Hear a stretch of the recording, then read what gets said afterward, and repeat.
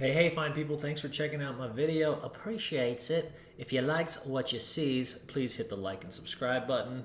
Welcome, journey, entering. Let's go. Pandemic, no pandemic, there are some guiding principles that I have that if I were personally in the market to buy a business, or anybody that I'm advising that's looking to buy a business, that I'd be looking for. So first off, I put high value on recurring revenue. So when you can find the business that's got recurring revenue and not necessarily repeat, so it is, subscription-based models are the perfect example, right? Where the money just comes in every month or every week, whatever the frequency is. Followed by that, repeat businesses. So I think you want to be looking for businesses where there's a high degree of recurring revenue, and if you can't get that, at least repeat business. You want to look for businesses where it can't be offshored or outsourced.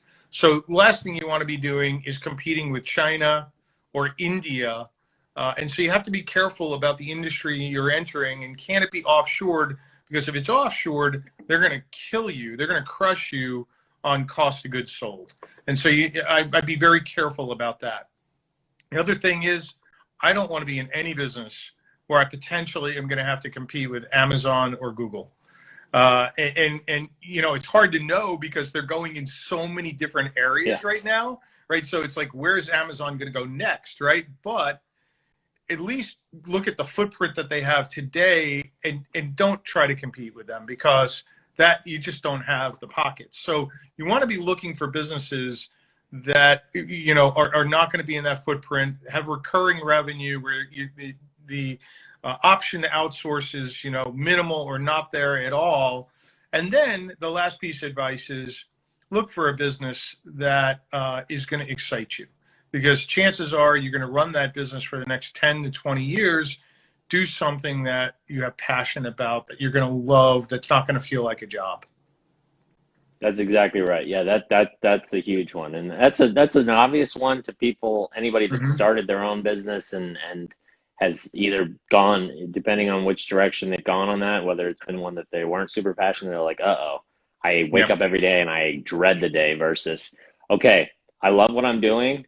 Things are tough right now, but I'm going to push through, because those tough times, whether you love the business or not, are going to be there. And that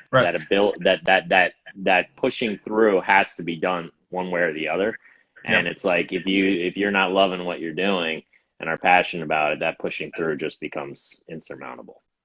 Very much so. So with these, I like your qualifications for businesses to pick up. So you want to give us some examples of either industries or even specific types of businesses?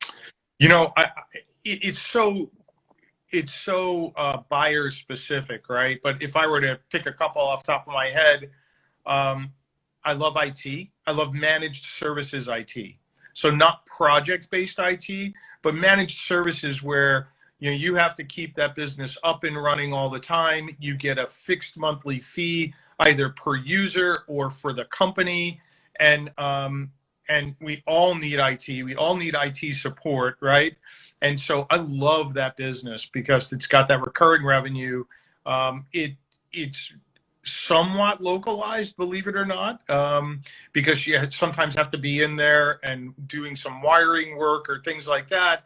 So the option for it to be offshored is somewhat minimized, if you look at that.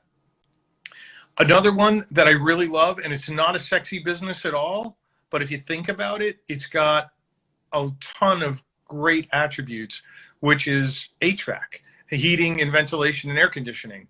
So the folks who come out and service, your heater and your air conditioning unit, whether it be at your residence or your business, not sexy at all, but it's recession proof. You have to get those units serviced, and no matter what, you should, at least. If you don't, you're in jeopardy of having to replace it. It's not going to be offshored to China or India. I don't see Amazon and Google getting into the business.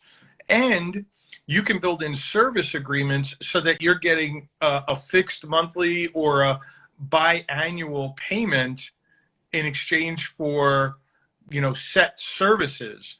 And so, again, it's not a sexy business. I don't think a lot of people would think that should be on their radar screen, But if you're handy and you like that kind of work, buying an existing operation that has trained employees in that sector, to me, you've got a business that you can really get your arms around and grow. That's really, yeah, that is a good one. And you didn't even mention, but obviously there's debate out there. I'm of the believer in science that we are getting hotter as a planet. And I own 10 properties in Florida, rental properties, revenue generating properties. And over the last 5 years, I have spent more money on my air conditioning units than anything else because they can't keep up. And even newer ones that I bought, I'm having issues with. Yeah. And it's just like my AC company is killing it off of me alone.